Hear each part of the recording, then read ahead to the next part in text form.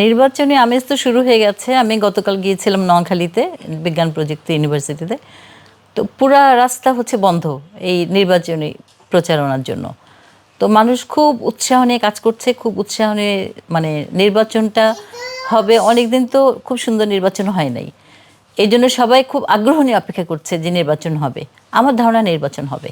একটা গ্রুপ তো অনেক দিন ধরে নির্বাচন না হোক এই চেষ্টা করছে, কারণ আমরা সবাই জানি যে গত 15 বছর ধরে কিভাবে আমরা একটা স্বৈরশাসনের পিছু ছিলাম। সেক্ষেত্রে ওদের চেষ্টাই হবে নির্বাচন না হওয়া বা বানচাল হোক, কোনোভাবে কোনো ঝামেলা হোক, তারা হচ্ছে এই চেষ্টাগুলো করতে থাকবে। হাদি হত্যাও ওরকমই একটা ঘটনা। হাদি একজন প্রার্থী, স্বতন্ত্র প্রার্থী, সে সুন্দরভাবে ইলেকশন করবে, সব কিছু করবে। হঠাৎ করে তাকে মেরে ফেলার তো কোনো যুক্তিসঙ্গত কোনো কারণ ছিল না।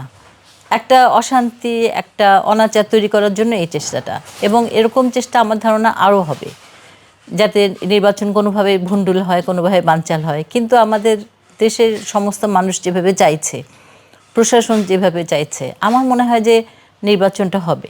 নির্বাচন যদি না হয় একটা বিশাল বিশৃঙ্খলা হবে দেশের, মানে আমাদের পুরা সম্পূর্ণ দেশটাই এর মধ্যে জড়িত হয়ে যাবে।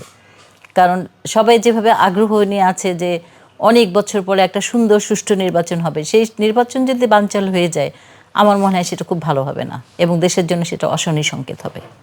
নির্বাচন যদি সুষ্ঠুভাবে হয়, সরকার গঠন তো খুব দ্রুতই হবে। প্রবাসীদের ভোট এবারই প্রথম হবে। এটা নিয়ে হয়তো 4-5 দিন 6 দিন লাগবে। আমার মনে হয় যে ফেব্রুয়ারি শেষের মধ্যেই, মানে ফেব্রুয়ারি মাসের মধ্যেই হয়তো সরকার গঠিত হবে। এখন বিএনপি জোট জিতলে অবশ্যই তো তারেক রহমান জিতবে, প্রধানমন্ত্রী হবেন। এটাই হওয়ার কথা, হওয়ার স্বাভাবিক এটাই। আর যদি জামাত জিতে যায়, তাহলে তো অবশ্যই শফিকুর রহমান সাহেব জিতবে, মানে প্রধানমন্ত্রী হবেন।